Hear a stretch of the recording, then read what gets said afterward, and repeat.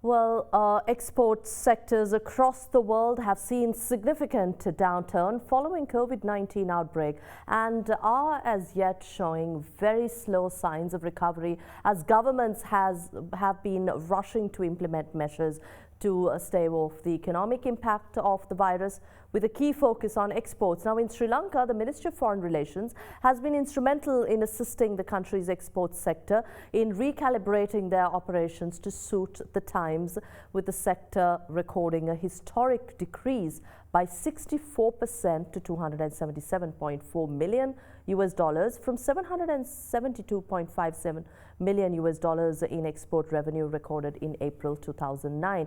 Now, I've invited to our studios additional Secretary for Economic Affairs of the Foreign Ministry, Ambassador P.M. Amza.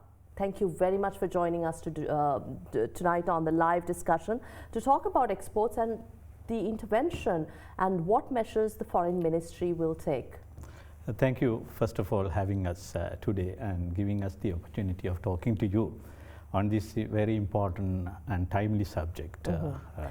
And in fact, the Sri Lanka Foreign Ministry, as you know, that we have been working with 67 missions abroad, and their High Commission, embassies and Consulate General and Deputy High Commission. And we also work along with the line agencies here, namely the EDB, the BOI, the export, the Tourism Board, and also the Foreign Employment Bureau. So in fact, traditionally we have been working through these organizations, giving our missions target. In fact, it started in 2018 when the current Foreign Secretary became the Additional Secretary. And we have introduced the Economic Diplomacy Program, where we have given the missions the targets and also help the missions to achieve those targets, including finding resources. But when it comes to COVID-19, I think we all, the entire world, as you said, had been confused and how to deal with our economy. And we, as early as late March, I remember the first communication to our missions went on the 30th of March, the circular number 100, asking our missions to provide details under 5 categories and particularly give them the market updates in their respective accreditation and concurrent accreditation. And we were able to get 59 market reports, and all those 59 reports were published in the EDB website for the exporters and the chambers to know, to give you a summary of that. And we had got the summary under 4 categories. Particularly, as you know, our main exports are in apparel and the tea as well as the rubber product. And all 3 items, we were finding opportunities. Particularly, this is in the post-COVID time. Yeah, in the post-COVID. In fact, it started from late March and April and May. And the summary has been we had demand for tea in 24 countries, face mask in 26 countries, PP in 15 countries, rubber gloves in 22 countries, processed food in 16 countries, and vegetable and fruits in 14 countries. So does this mean, given the current challenges and the ongoing difficulties, there's still demand for Sri Lankan exports, and we're looking at a strategy for post-COVID time also through the Foreign Ministry Absolutely, itself? Absolutely. In fact, taking the example of tea, we were able to get into Egyptian market. I have the statistics here, 220 metric tons of tea, and Turkey to 344 metric tons of tea. All that has been facilitated with a collaboration with the tea board, whereas tea board was assisted by our ministry of getting the legalization of documents. As you know, that we were under curfew, and the missions were also closed, and we were able to diplomatically approach the missions, missions in Colombo, from Middle East as well as Turkey, and we were able to ask them to legalize the documents.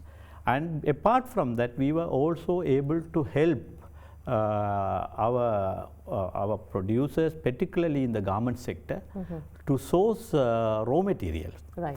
You know, because we have, because our garment industry is geared for certain products.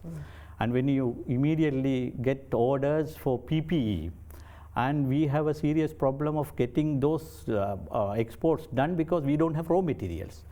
And we were very happy.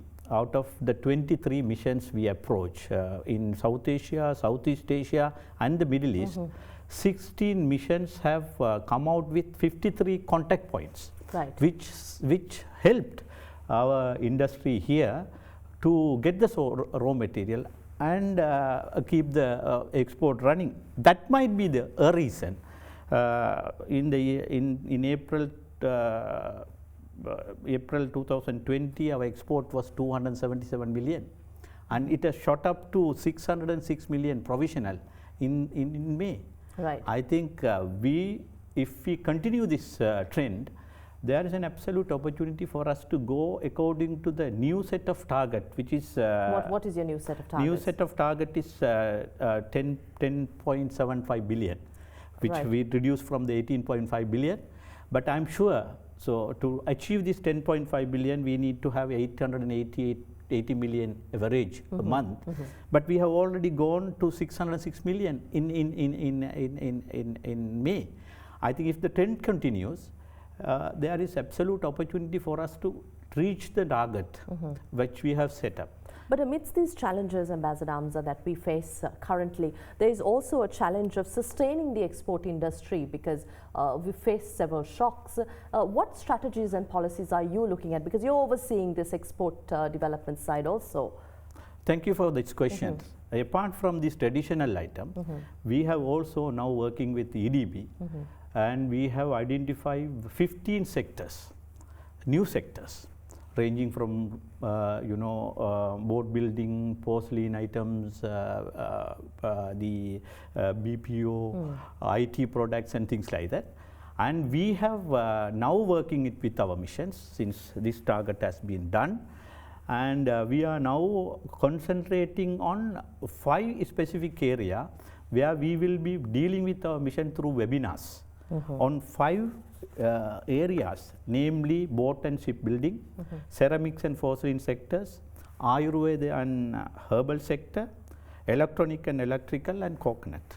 So that's in the pipeline. Out of the 15 sectors that we have identified, we are now identified, we have reason to believe that we can work with these 5 sectors with our missions, selected missions, not all the missions, selected missions, to introduce the new market to the world. And I am sure that we should be able to work because we have an excellent team in our missions, and they have been absolutely helpful. Right. Very quickly before we wrap up this discussion, Ambassador Amza, of course, at the end of the tunnel, what do we see for Sri Lanka? Because you say there are new opportunities that you're looking at, new ways. There's also a requirement for standardization amidst a pandemic. Health guidelines, health authorities, what should the exporters know? And while the Foreign Ministry is dealing with the other issues of bringing Sri Lankan expatriates back to Sri Lanka and liaising with your foreign missions, this export sector is also a top priority. It's an unprecedented time for us and our missions abroad, and they have been facing a huge challenge which they have not faced before. And I'm sure so far my colleagues in the other section of the ministry have been doing a remarkable amount of work in containing and in bringing the Sri Lankans to Sri Lanka. But my division is dealing with exports, and I'm working with export related industries and the Board of Investment and other agencies who are directly dealing with economic affairs. I'm sure that we are a nation that we have shown our resilience in our number of field, and I'm sure that this will be a difficult time, but it's not that difficult that we may not be able to come out, and we have to be positive. Thank you very much, Additional Secretary Amza, who is overlooking the economic affairs for the Foreign Ministry of Sri Lanka, for joining us tonight to talk about the challenges and opportunities of Sri Lankan exports going ahead.